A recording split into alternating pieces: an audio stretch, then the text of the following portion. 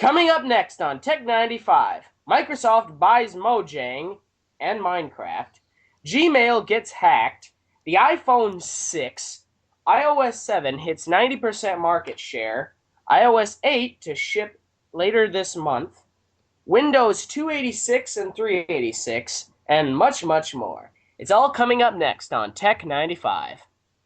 This is Tech 95, episode 15, recorded on September 17th, 2014. Is bigger always better?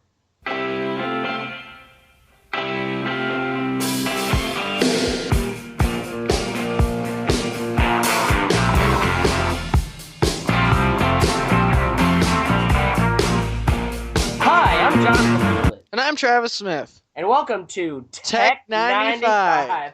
Yeah, we're recording on Skype this time again. Yeah, due to scheduling conflicts and other crap that nobody likes to hear, we did not do a podcast last week due to the following schedule effects and a bunch of other crap that, again, nobody likes to hear. So anyway, we're doing we're doing a podcast today. So yeah, strap yourselves in. It could be a bumpy ride. Especially when Gmail gets hacked. Yeah, but before that, we this is kind of breaking news. I'm reading this from www.pcgamer.com. A lot of people didn't expect this, but it makes sense. Microsoft just is going to buy Mojang, and The company that made Minecraft yeah, the flashes up every time Minecraft launches. The rumors are true. Microsoft is buying Minecraft developer Mojang for $2.5 billion. Dang. And as we discovered this morning, Mojang founder Marcus Notch Persson is leaving the company. As you can imagine, the PC Gamer team has some pretty strong feelings about the acquisition and the impact of Minecraft. Tom Sr. of PC Gamer says, I remember Minecraft before it had the megalith as it is today. Before it became the megalith it is today. The digital Lego concept seems so beautifully simple. How had no one ever done this before? It took off with astonishing speed, and he posted about it ceaselessly on PCGamer.com, fascinated partly by the game's expanding feature set, but mostly for the creativity it enabled in its audience. One day, holy crap, they built the Starship Enterprise in Minecraft. Another day, they built the gosh darn working CPU using Redstone. The PC Gamer server stands as a testament to Minecraft as a platform, a canvas that allows for extraordinary collaboration between strangers. It goes on like this in the article. Basically, it's just talking about how, well, there's mixed emotions. People are worried that since the developer of it is going, they're not sure what the heck is going to happen to They're afraid that Minecraft. the quality of the game will decrease over time. Really? Now that Microsoft has got this reputation for Windows 8, right? And so it's either like it or you hate it kind of thing. Which As for me, I don't I like don't Windows think 8. it's. I just don't like it. It's the way you do things is just inconvenient. Anywho, I'm not going to go on a big rant about how much I hate Windows 8, but it's the same concept with Microsoft buying Minecraft. Mojang and Microsoft developing a bunch of software that seriously I'm not Surface really is a bad idea. Just saying. I'm not really surprised that Notch left. I mean, usually the developer of something leaves not too long after. I mean, heck, look at Bill Gates and Peter Norton. John Carmack.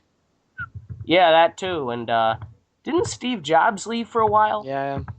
Well, he didn't do it by choice. They kind No. of kicked him out. They're like, yeah, Yeah. you're trying to take over. Yeah, he was starting to get a little bit too big for his britches. Yeah. Watch Bill Gates acted like a real jerk in the 90s. I was gonna recommend watching the Jobs movie, but that's not really how it happened. I would actually read the watch Pirates of Silicon Valley. Yeah, that gives a better idea on how it really happened. But anywho, Anyway, so yeah, Microsoft is buying Mojang and Minecraft. So I'm not really worried about it. I play Minecraft occasionally, I don't play it. and but that's for you. I'm not really worried about Microsoft buying it because Microsoft has they've kind of they've made a name for themselves, and I think this will be all right. Yeah. Well, Anyway, so you were saying Gmail got yeah, hacked. Gmail got hacked. What? Didn't we already go through this with eBay? Yes. And it seems like we went through it with What other? Gmail once before. We could have. I don't remember that one. I just know we got Well, a couple PC got Mag hacked. says another day, another plea for you to change your password. Urgh. Mm, As IDG crap. noted that a file was posted on a Bitcoin security forum that claimed to include almost 5 million Gmail addresses and passwords. It appears, however, that much of the data is old and most of the passwords don't actually match with the Gmail accounts on the list. Mashable suggests that data was likely gathered via various data breaches and included emails and passwords for websites or third-party services rather than Gmail itself. For example, you might use your Gmail email to log on to Amazon, but you hopefully do not use the same password for the Gmail on Amazon. If the hackers breached Amazon, they have the email password combo you used for Amazon, but not Gmail. I'm just going to read the next paragraph. In a blog post, Google says that it found that less than 2% of the username and password combinations might have worked, and our automated anti-hijacking systems have blocked many of those login attempts. We've protected the affected accounts and have required those users to reset their passwords. The hackers did not obtain the usernames and passwords via a breach of Google's systems, the company said. So yeah, if you're, it's not a huge deal because it's not, most of them, about less than 2% of them are matching. So if you're not that worried about it, if you're if you're not worried about it, you're not worried about it because it's very little chance. But it's still, if you're one of those people that say, well, if they hacked, well, my accounts got hacked, so yeah, then you better change your password just for security reasons. I'm I just saying. remember I got my Facebook hacked once or twice. Yeah, I got that your account has been locked, and if you want to unlock it, you got to email them and just say, I did nothing wrong. Yeah. Yeah, I had that to happen to me like 2 or 3 times to the point I'm like, okay, forget Facebook. Yeah, exactly. Anyway, you were gonna talk about yeah, the new iPhone 6. iPhone 6 is here, people! Is bigger, Yeah. better! Excuse me That's for our yelling, title, but actually. is bigger, better. Seriously. No. Okay, take Note 2 for Galaxy Note 2 for example. Do you need a big giant smartphone? No. Excuse me, Note 2 is not that big. Note 4, that thing is the size of your hand. Seriously. Seriously. Heck, Do you need a I can the understand a iPhone 4.7-inch phone. the iPhone is about the size of your hand already. Yeah, take for example my iPod Touch 4th generation. It's about roughly it's about maybe inch and a half bigger than my palm. Excuse me while I cough. Sorry to cough too. Yeah, I've getting over a bug or something. Yeah, we both are getting over some crappy bug. I think we got it at college actually. Yeah, something like that. Those faggots Anywho, always 5.5 come to college and inches. cough all over everything. Seriously, where's my tape measure? I mean, seriously, where's my tape measure? Anywho, 5.5 inches. So that's roughly 5.5 inches is roughly, let's say, 1, 2, 3, 4. That's totally wrong. 1, 2, 3, 4, 5. Roughly, that's about as big as my hand. Roughly. Seriously, do you need that big of a phone? Well, let's see. My Galaxy S3, my main phone, which I only have one main phone, but 5.5 inches. Yeah, I have That a T-Mobile Alcatel fits perfectly in the palm of my hand. I let people might have a different opinion about that, but I like a phone that I can work with one hand and not have to scramble all over the place and Yeah, yeah. risk of dropping my phone like that. But I didn't really drop it. I kind I, I I think the real reason they're making them bigger is because people are slowly migrating from using these big towers and laptops to just doing everything on tablets. So I think they're trying to make phones bigger so you can do everything on a phone, which I think is stupid. I have a 10-inch tablet and I love it, but If you need a big phone, get a tablet. Otherwise, leave it alone. Don't go making a phone huge. There's no hey, point. hats off to you if you like it. Yeah, yeah, yeah. I'm just saying my opinion and his. Yeah.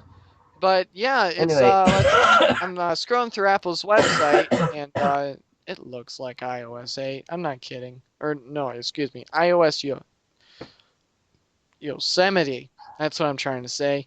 OS X Yosemite. I don't know Yosemite what number it Sam. is because I lost track. iPhone at its largest and its thinnest. Developing an iPhone with a larger, more advanced display means pushing the edge of design.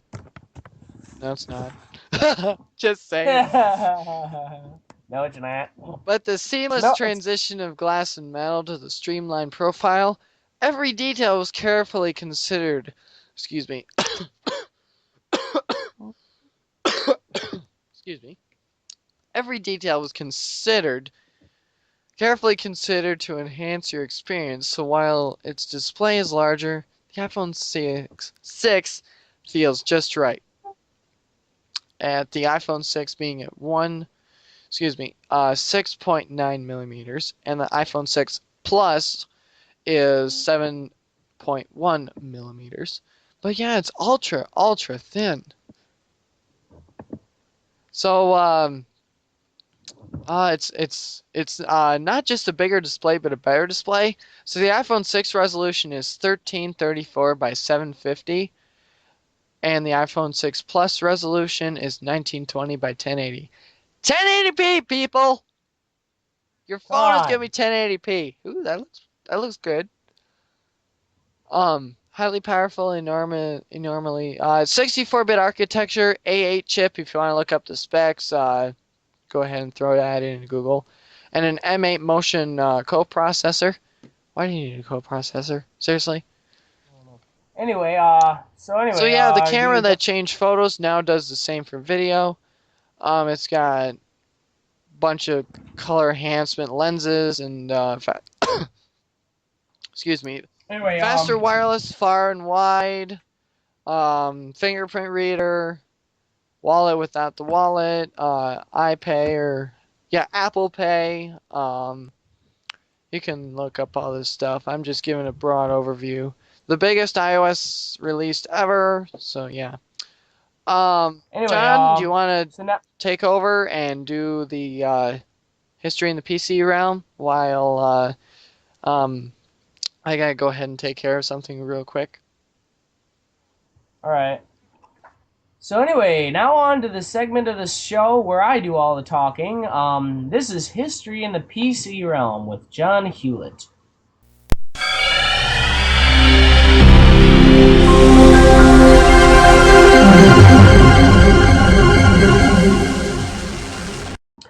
Many of you may remember Windows 3.1, Windows 95, even Windows 1.0. Ugh. Anyway, there's one operating system though I'm not sure everyone's heard of.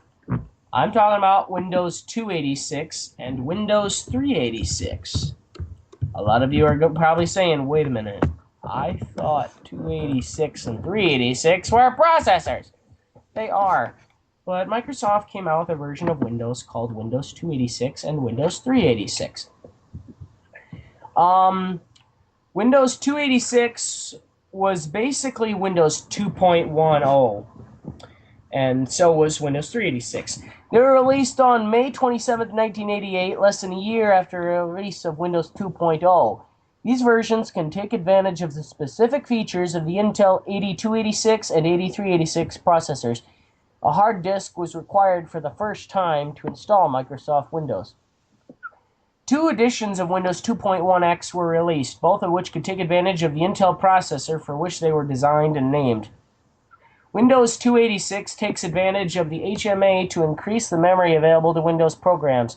It introduced the HiMem.sys DOS driver for this purpose. It also includes support for several EMS boards, although this support was not related to the 8286 processor. The segmented nature of the Windows programs is quite suited to the usage of EMS, as portions of code and data can be made visible in the first megabyte of memory accessible to real-mode programs only when the program using them is given control. Microsoft encouraged users to configure their computers with only 256 kilobytes of main memory, leaving the address space from 256 to 640K available for dynamic mapping of EMS memory. Despite its name, Windows 286 was fully functional on an 8088 or 8086 processor. Windows 286 would simply not use the high memory area since none exists on an 8086 class processor.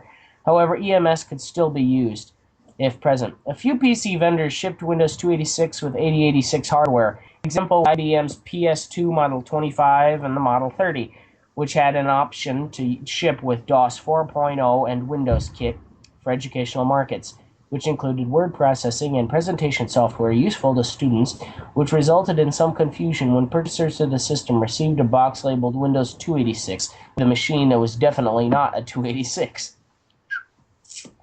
Windows 386 was much more advanced than its predecessor. It included protected mode kernel, above which the GUI and applications run as a virtual 8086 mode task. It allowed several MS-DOS programs to run in parallel in virtual 8086 CPU mode rather than always suspending background applications. Windows applications could already run in parallel through cooperative multitasking. With the exception of a few kilobytes of overhead, each DOS application could use any available low memory before Windows was started. Sorry, talking is so hard. Windows 386 also provided EMS emulation using the memory management features of 8386 processor to make RAM beyond 640K behave like the banked memory previously only supplied by add-in cards and used by popular DOS applications. By overwriting the win200.bin file with command.com, it's possible to use the EMS emulation in DOS without starting the Windows graphical user interface. There was no support for disk-based virtual memory, so multiple DOS programs had to fit inside the available physical memory. Therefore, Microsoft suggested either buying additional memory and/or cards if necessary. Neither of these versions of Windows worked with DOS memory managers like CEMM or QEMM, or with DOS extenders, which have their own extended memory management and run in protected mode as well. This was remedied in version 3.0, which is compatible with VCPI, Virtual Control Program Interface, in standard mode, and with DOS Protected Mode Interface, DPMI, in 386 Enhanced mode. All versions of Windows from 3.0 to 98 exploit a loophole in EMM386 to set up protected mode. Windows 3.0 also had the capability of using the DWEMM Direct Write Enhanced Memory Module. This is what enables a far faster and more sleek graphical user interface, as well as true extended memory support. On March 13th, 1989, Windows 2.11 was released in Windows 286 and Windows 386 editions, with some minor changes in memory management, Apple Talk support, and faster printing and updated printer drivers. Windows 2.11 was superseded by Windows 3.0 in May of 1990, but remained supported by Microsoft for 12 years until December 31st, 2001. And in 2001, you all know that's when Windows XP came out. And in that exact same year, Microsoft dropped support on Windows 1.0, 2.0, 3.0, 3.1, 95, and a few others. It seemed like Microsoft dropped a lot of their old stuff when XP came out. What I never understood is why they didn't drop support for 1, 2, and 3 a lot earlier. They kept version 1.0 supported until 2001. That made absolutely no sense. That was a waste. That was a waste of money. Because by 2001, no one was using Windows 1 or 2, well, hardly anybody, and very few were using 3.1. I'm sure a lot were using 95 and 98. I'm sure of that. Um, so anyway, yeah, that's Windows 286, 386. What's your opinion on it, Travis? Well, it's old. Um, Personally, I think 286 and 386 versions of Windows, it was a good idea. It just they could have done a lot better because I've used it and it's clunky. yeah. But you know it proved that the idea could be put to good use. They just had to work the bugs out. Yeah. Anyway, so I guess that's it for History in the PC Realm. Now back to your regularly scheduled Tech 95 podcast.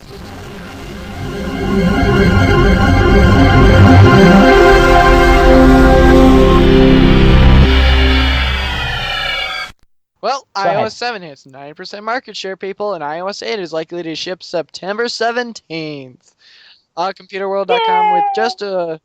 Wait a minute. Today is September Oh, 17th. ships today. Yay. I'm gonna look that up. Yeah, it's an operating system I can just skip. Kidding me? I'm on Android, so gotta forgive me. With just hours before Apple announces a new iPhones, an ad network trolling its traffic said that what Wait. It says here on Mashable. It says Apple will launch iOS 8 software on Wednesday, today. 7 hours ago. Wait a minute. It says 7 hours ago. Wait a minute. What time? I don't know, probably today. Um, Let me see. I'll keep reading. Which will be replaced on an ad Yeah, network. I gotta start over, seriously. and people, I apologize for in the intro saying iOS 8 is going to be released later this month. I meant today.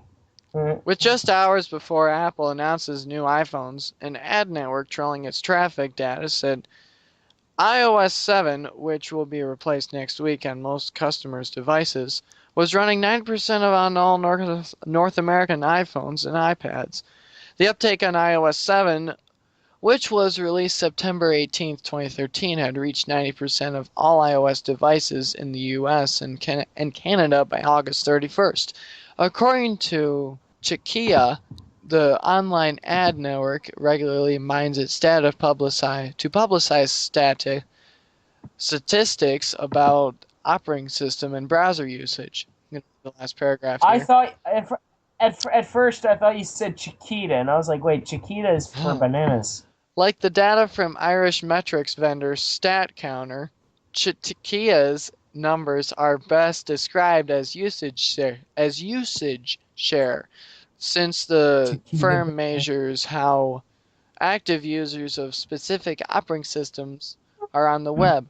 Because both StatCounter and Chiquia tally usage, not users, the numbers may have no relation to the user's share, analogous to installed base, which other analytic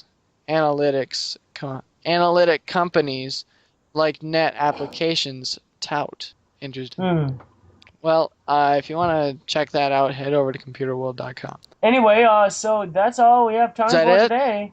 Anyway, thanks for listening. Yeah, thanks for listening to Tech 95. If you have any questions, just drop us a line at tech95q&a@gmail.com. Or visit our website that I never update.